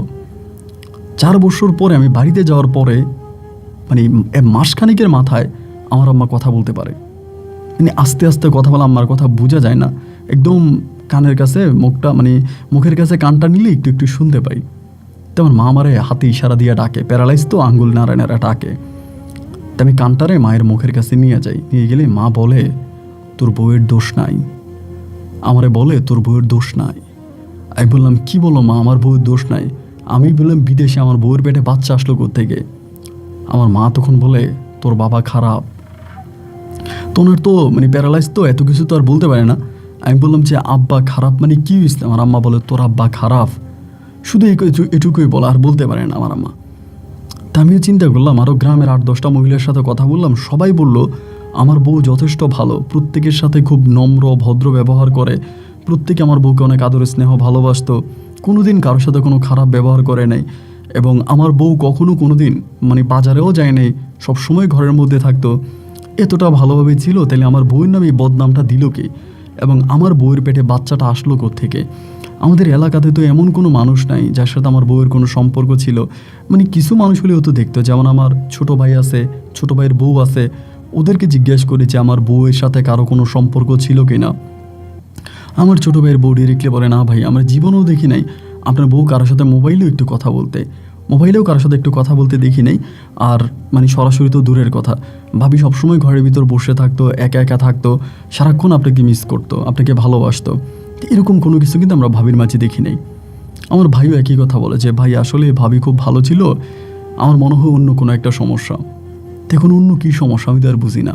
পরে আমি ওরে খুঁজতে শুরু করলাম যে ও কই গেল, ওরে খুঁজতেছি, ও নাই নাই নাই, কোথায় চলে গেছে তোর কোনো হদিশ নেই। ওর তো বাবাও নাই, মাও নাই, স্থায়ী কোনো ঠিকানাও নাই, এখন কোথায় যাবে? বিভিন্ন জায়গায় আমার যত পরিচিত মানুষজন আছে, বা মেহেরুন্নেসার যে মানে আমার মানে পালক মায়ের যে মানে পরিচিত জায়গাগুলো আছে, ওইগুলোর মধ্যে গিয়ে ওরে খোঁজ করি, ওরে পাই না, কোথাও ওরে আর পাওয়া যায় না। এদিক দিয়ে আমি আবার সৌদি চলে যেতে হবে, আমার ভিসার মেয়াদও শেষ হয়ে যাচ্ছে, আমি ভাবতেছি চলে যাব। এর ভিতরে আমার মা হঠাৎ করে আমারে মানে ওই প্যারালাইজড অবস্থা আমাকে যেতে মানা করে। আমি বললাম মা আমি বিদেশ চলে যাব। মা আমারে মানা করে যাইস না, মুখে আমারে মানা করে যাইস না। তাই আমি বললাম আমি চলে যাবো, আমার মা মানা করে তুই যাইস না। তা আমিও টাকা পয়সা যা কামাইছি, মা বলে সে বাঁচবে না, এদিক দিয়ে আমার ভিসার মেয়াদও শেষ হয়ে যাইতেছে। এই অবস্থার মধ্যে প্রায় 1.5 থেকে 2 মাস পরে আমি খবর পাইলাম যে মেঘলা ঢাকায় আছে, একটা গার্মেন্টসে চাকরি করে। ওর একটা বান্ধবীর মাধ্যমে ওই খবরটা পাইছি। তখন আমি তো আসলে গেলে ওর সাথে ফোনে কথা বললেও আরও রাগ করবে, যার জন্য আমি ওর ঠিকানাটা নিলাম যে ও ঢাকায় কোথায় থাকে, কোন জায়গায় থাকে এবং কোথায় চাকরি করে, ওই ঠিকানাটা আমারে দাও। আমি তখন ওই ঠিকানাটা ম্যানেজ করলাম। ঠিকানাটা ম্যানেজ কইরা আমি একদিন রাতের বেলায় রওনা দিলাম ঢাকাতে, বরিশাল থেকে লঞ্চে করে ঢাকায় গেলাম। ঢাকায় যাওয়ার পরে ওর ঠিকানা অনুযায়ী বাসায় গেছি। দিনের তখন আপনার প্রায় 11টা-12টার মতো বেজে গেছে। বাসায় যেতে যে ও নাই বাসায়। তো এটি একটা বস্তি বাড়ির মতো ছিল। অনেকেই জিজ্ঞেস করলাম যে মেঘলা কোথায়, বলো তো অফিসে গেছে। কখন আসবে? বলে বিকেলবেলা। আমি বয়ে রইলাম বিকেলে সবগুলো মেয়ে আসলো, কিন্তু মেঘলা আর আসলো না। বাকি মেয়েগুলোরে বললাম যে মেঘলা আসলো না, বলে মেঘলা তো নাইট ডিউটি পড়ছে। কিরে নাইট ডিউটি পড়ছে, তার মানে কি রাতে আসবে না? বলে ও ভোরে আসবে, সকাল 7টা বাজে। তা আমি 7টা পর্যন্ত ওইখানে বসে রয়েছি। পরে বসে থেকে আমি তখন ফজরের আজানের পরে ফজরের নামাজটা পড়ে ওই যে ফ্যাক্টরিতে চাকরি করতো ওই ফ্যাক্টরির গেটে যেয়ে দাঁড়াই আসি, আরেকটা মেয়েরে নিয়ে, ওর সাথে চাকরি করা আরেকটা মেয়ে, ওই মেয়েটারে নিয়ে দাঁড়াই আসি। 7টা বাজে তখন বের হইছে। বের হওয়ার পরে আমার দিকে তাকে কান্না করে দিছে, মানে এইভাবে মুখটা ইয়েতে ধরে ওই মানে ঘুমড়িয়ে কান্না করতেছে। তো মানে আমি তখন কাছে গেছি, কাছে যাওয়ার পরে যে তুমি আমারে ধরবা না, আর তুমি আমারে ধরবা না, যে মেঘলা কান্না করো না, একটু সাইডে আসো। বলে না তুমি চলে যাও, আমি তোমাকে ডিভোর্স দিয়ে দিছি। আমি ডিভোর্স লেটারে সিগনেচার করে আসছি। মানে যে তোমার পেটের বাচ্চা কই? এতদিনে তো বাচ্চা প্রসব হয়ে যাওয়ার কথা, পেটের বাচ্চা কই? ও বলে বাচ্চা তো অবৈধ বাচ্চা আমি রাখবো কেন, আমি নষ্ট করে ফেলছি। তাই আমি বললাম বাচ্চার বাবাকে? ও তখন তাকায় থেকে বলে জানি না। আমি বললাম মেঘলা একটু সাইডে আসো। বলে আমি দেখো আমি আজকে 12 ঘন্টা 24 ঘন্টা ডিউটি করছি, 24 ঘন্টা ডিউটি করে বেরোইছি, আমার শরীরটা চলে না। আমার বলো কি হয়েছে? আমি দুইটা ইয়ের অপারেটরের পিছনে আমি একটা হেল্পার, আমি কাজ করছি, আমার শরীর আর চলে না, আমি ঘরে যেয়ে একটু ঘুমাবো। আমি বললাম চলো ঘরে চলো। তখন ওরে নিয়ে আমি ঘরে গেছি। ঘরে যাওয়ার পর ওই বস্তির ঘরে বসলাম, বসে বলি মেঘলা কি হয়েছে আমারে বলো তো, তোমার পেটে যে বাচ্চা ছিল এটা কই? বলে বাচ্চা নষ্ট করে ফেলছি। তাই আমি বললাম এই বাচ্চার বাবাকে? ও তখন নিচের দিকে তাকায় বলে এই বাপের বাচ্চা, আমার পেটের বাচ্চার বাবা তোমার বাবা ফয়েজ আলী কবিরাজ। আমি বললাম মানি? তোমার সাথে আমার প্রতিদিন ফোনে কথা হতো, প্রতিদিন আমি তোমার সাথে কথা বলতাম, তুমি তো খোনাক্ষরেও কোনোদিন আমাকে বলো নাই যে আমার আব্বার সাথে তোমার অবৈধ সম্পর্ক আছে। ও তখন বলে আমি নিজেও জানতাম না যে তোমার আব্বার সাথে আমার কোনো অবৈধ সম্পর্ক আছে। আমি বললাম মেঘলা এটা কি কোনো সম্ভব? একটা মেয়ের সাথে একটা পুরুষ শারীরিক সম্পর্ক করবে আর মেয়ে সেটা জানবে না? ও বলে দেখো তোমার বাবাকে আমি বাবার মতো দেখতাম, আমি এই কথাগুলো বলার জন্য তোমাকে অনেক চেষ্টা করেছি বিদেশ থাকার পরেও, বাট তুমি আমার কথা শোনো নাই। আমি তোমার বাবাকে নিজের বাবার মতো মনে করতাম, আমার তো বাবা নাই, ভাবতাম উনি আমার বাবা। আমি যে ঘরে ঘুমাইতাম এই ঘরের পাশেই ছিল একটা অনেক বড় আম গাছ। তো আম গাছে মানে আমি ঘুমাইতাম, রাতের বেলায় আম গাছ থেকে আমাকে কে জানি ঢিল মারতো, টিনের চালে ঢিল মারতো, আমি ঢিলের শব্দ পাইতাম এবং কে জানি আম গাছের উপর থেকে হাসতো খিলখিলিয়ে, আমি খুব ভয় পাইতাম। তা আমি এটা তোমার ছোট ভাইকেও বলি, ছোট ভাইয়ের বউকেও বলি এবং তোমার বাবাকেও বলি। তোমার আব্বা তখন বলে যে এই গাছটার মধ্যে নাকি একটা জিন আছে, একটা খারাপ পেতনি জিন আছে, ওই জিনটাই নাকি আমার উপর আক্রোশ করে। তখন সে বলে তোমার শাশুড়ি তো প্যারালাইজড হওয়া রুগী, ওই তো আর আমার পাশে শোয় না, তো তুমি আইসে এখানে শুইও, তুমি তো আমার মেয়ের মতো, তুমি এসে এখানে শুইও। তুমি আমাকে ওনার ঘরে নিয়ে যেতে, আমি ওনার ঘরেই শুইতাম। তোমার মা তো প্যারালাইজ ছিল, উনি আলাদা একটা খাটে থাকতো, আমি মাঝে মাঝে খাটে থাকতাম, মাঝে মাঝে তোমার আব্বার সাথেও থাকতাম, কিন্তু আমার ভিতরে কখনোই কোনো খারাপই কাজ করে নাই। বাট সত্যি কথা বলতে আমি তোমার আব্বার সাথে শুইলে আমার ভিতরে কোনো হুঁশ থাকতো না। ওনার সাথে শোয়ার আধা ঘন্টা পরে উনি কী জানি পড়তো, পড়ে ফু দিত, আমি না জানি না, মনে আমি জ্ঞান হারায় ফেলতাম। এভাবে দীর্ঘদিন কাটতো, আমি আমার শরীরের কোনো পরিবর্তনও বুঝতে পারতাম না। হঠাৎ করে মেয়েদের যে মাসের একটা সমস্যা হয় এটা আমার বন্ধ হয়ে যায়। বন্ধ হয়ে যাওয়ার পরে আমি ভাবলাম যে আমার মনে হয় অন্য কোনো সমস্যা, এটা বলে আমি অপেক্ষা করলাম। একটা সময় দেখি যে না, এটা বন্ধই। এতদিন বন্ধ থাকার পরে আমি একদিন তোমার ছোটো ভাইয়ের বউকে নিয়ে ডাক্তারের কাছে গেলাম যে কেন এটা বন্ধ হয়ে গেল। আমি ভাবছি অন্য কোনো রোগ, বাচ্চা আসবে তা তো আমি কল্পনাও করিনি। ওই ডাক্তারের কাছে যাওয়ার পর ওই ডাক্তার তোমার ছোটো ভাইয়ের বউয়ের সামনে আমাকে বললো যে আমার পেটে বাচ্চা আছে। তখন আমি ঘরে এসে চিন্তা করলাম যে বাচ্চাটা কোত্থেকে আসলো। আমি একমাত্র তোমার আব্বার সাথে রাতের বেলায় ঘুমাইতাম, উনি কিছু একটা করছেন, তো পেটে বাচ্চা আসার কথা না। আমি তো তোমার আব্বাকে কিছু বলতে পারি নাই, ভাবছিলাম তোমার এই মোবাইল ফোনে বিষয়গুলো জানাবো। তুমি তো দেশে এসে আমাকে সবার সামনে মাহির আমাকে ঘর থেকে বের করে দিলা, আমার সাথে একটু কথা বলার চেষ্টা করলা না। এক পৃথিবীর রাগ অভিমান বুকে জমা নিয়ে আমি তখন বললাম যে বাবা এতটা খারাপ হতে পারে। আমি আর বাড়িতে গেলাম না, রাগ করে ঢাকায় থেকে গেলাম মেঘলার সাথে, আর সৌদি আরবেও ব্যাক করলাম না, সৌদি আরবে গেলাম না। যদিও সৌদি আরবে যাওয়ার এর আগে আমার ভিসার মেয়াদ শেষ হয়ে গেছে, আমি যাই নাই। সৌদি আরবে না গিয়ে আমি ওর সাথে তখন আসি। এইভাবে বাড়িতে 3 মাস থাকার পরে আমি জানতে পারি যে আমার মা মারা গেছে। আমি তখনও ঢাকায়, ছোটো ভাই ফোন দিছে যে আম্মা মারা গেছে। পরে আমি আর মেঘলা গিয়ে আমি তখন আম্মাকে দাফন করে আসছি। আম্মাকে দাফন করে, আমার দাফন সম্পূর্ণ করে আমার শাশুড়ির পাশে আম্মাকে দাফন করছি, করে আমি আবারও মেঘলাকে নিয়ে চলে আসছি। তো এই ঘটনা আমি আমার ছোটো ভাইকে জানাই। ছোটো ভাইকে জানাইলে আমি কিন্তু আমার ছোটো ভাইকে কিছুই বলি না। আমার ছোটো ভাই তখন আমার আব্বারে মাইরা ঘর থেকে বের করে দেয়। আমার ছোটো ভাই আমার আব্বাকে প্রচুর মারে। এই ঘটনার পরে মাইরা আমার আব্বাকে ঘর থেকে বের করে দেয়। বের করে দিয়ে আমার ছোটো ভাই আমাকে বলে, আব্বাকে ঘর থেকে বের করে দিছি, আব্বা আপনার বউর সাথে যা করছে আমার বউর সাথেও করতে পারে। এরপরে আমি আর আব্বার কোনো খবর নিলাম না। আব্বা কই চলে গেছে না চলে গেছে জানি না। আমি আর বাড়িতেও গেলাম না, আমি আমার মতো করেই থেকে গেলাম ঢাকাতে।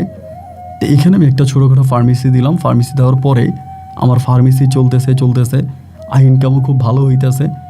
এইভাবে প্রায় এখানে আপনার 1 যুগের মতো কেটে গেল, প্রায় 12 বছরের মতো কেটে গেল।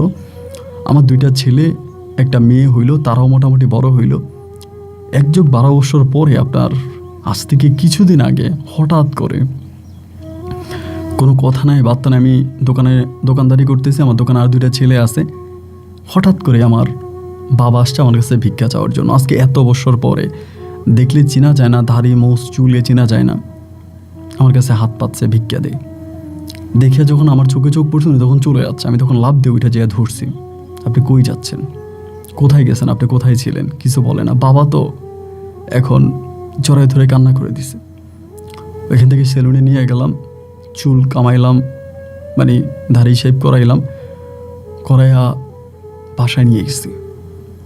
তো বাসায় নিয়ে যাওয়ার পরে আমার বউ মেঘলা ও আর সহ্য করতে পারেনি, কেন আব্বারে বাসায় আনছি।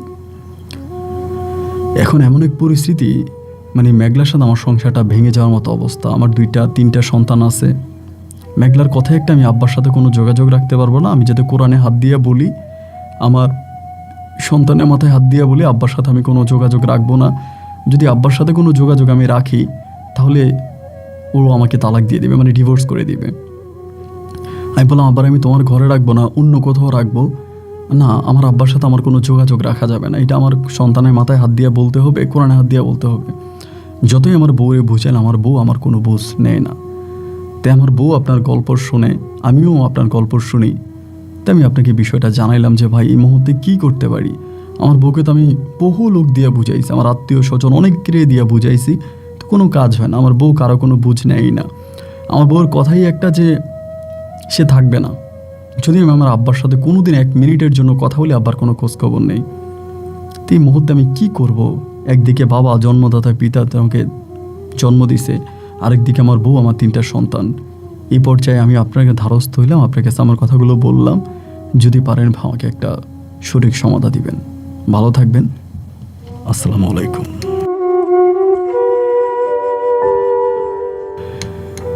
প্রিয় বন্ধুরা, সবাইকে অনেক বেশি ধন্যবাদ এই পর্যন্ত আমার সাথে থেকে বরিশালের ভাই ফয়সাল হোসেনের জীবনের হৃদয় বিদারক করুণ বাস্তব গল্পটা শোনার জন্য। কি বলবো আসলে, ওনার গল্পটা পড়ার পরে আমি নিজেও অনেক বিব্রত হয়ে গেলাম যে আসলে কি বলা যায় মানুষটাকে। একজন প্রবাসী দীর্ঘ 4 বছর ধরে সৌদিতে ছিল। এই ফ্যামিলি ডিপ্রেশনে পড়ে সে আর বিদেশেও যেতে পারলো না, মাকেও হারালো, বাবাকে এমন একটা অবস্থায় পেল, এখন না পারে বাবাকে ছাড়তে, না পারে বাবাকে রাখতে। আমার মাথায় কোনো আইডিয়া নাই এই বিষয় নিয়ে। আমি ফয়সাল ভাইকে কিছুই বলিনি। আমি বলেছি আপনার গল্প আমি রেকর্ড করব এবং আপনি গল্পের কমেন্ট বক্স চেক করবেন, সেখানে যারা আপনাকে কমেন্ট করে আপনি সেই কমেন্ট অনুযায়ী কাজ করবেন। আমি জানি আপনারা আমার ভিডিও যারা দেখে তারা মোটামুটি খুবই পারফেক্ট মানুষ, তারা অনেক বুঝে এবং তারা বুঝতার মানুষ। অনুরোধ করবো আপনাদের মতো করে একটা মতামত কমেন্ট বক্সে লিখবেন, যাতে ফয়সাল ভাই তার জীবনের একটা সিদ্ধান্ত নিতে পারে। সবাই ভালো থাকবেন, সুস্থ থাকবেন, এই শুভকামনায় আজকের মতো এখানেই বিদায়। ইনশাল্লাহ দেখা হবে অন্যদিন অন্য কারো বাস্তব জীবনের গল্প নিয়ে। হ্যাঁ, আল্লাহ হাফেজ এন্ড আসসালামু আলাইকুম।